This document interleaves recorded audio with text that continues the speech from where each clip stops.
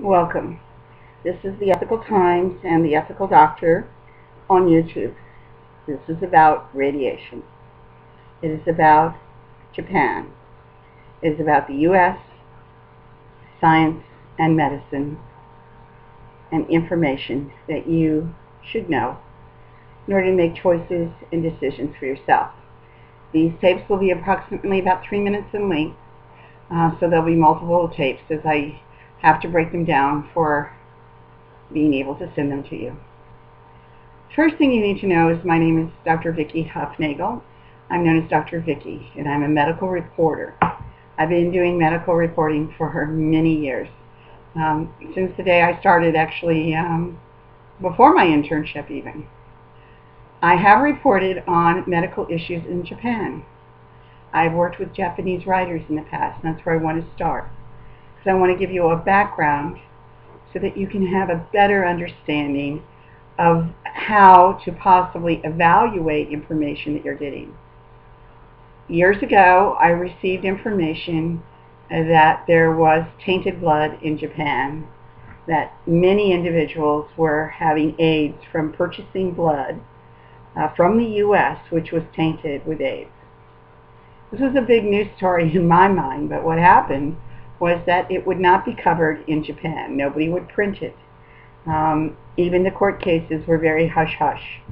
The whole issue was like, well, we don't talk about these kind of medical issues in Japan, and we do not sue, and malpractice is not a standard. It's just not a standard there. So I saw a huge amount of pressure put on our government to not cover these stories, so that it didn't get out that our corporations were selling tainted blood to the Japanese.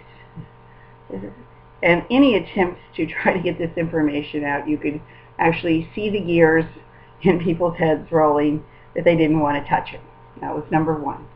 Number two was that a female reporter from Japan contacted me about a hospital in Japan, and that if you walked in the door and you were female, you walked out without your uterus. It was a standard procedure. You didn't have to have disease. You could be completely healthy. It really didn't matter.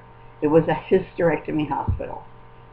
And the women did not have informed consent and did not know that they had options or choices. This was just a standard that developed. That case went nowhere either because many of the women were poor, and you cannot litigate malpractice issues in Japan. It's just not feasible. Not the law doesn't work. The society doesn't work for it.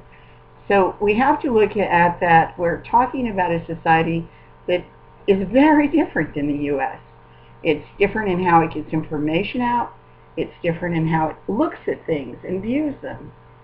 So that these kinds of issues are not the same way that many of us in the United States would go, geez, let's do something about that tainted blood. Let's help those people who got AIDS.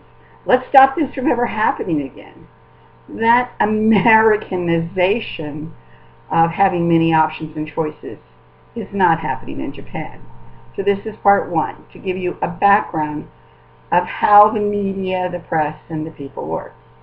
And I thank you very much, but you need to stay tuned because we haven't gotten to the information to help you yet, and to explain a great deal of misunderstanding and misconfusion going on right now.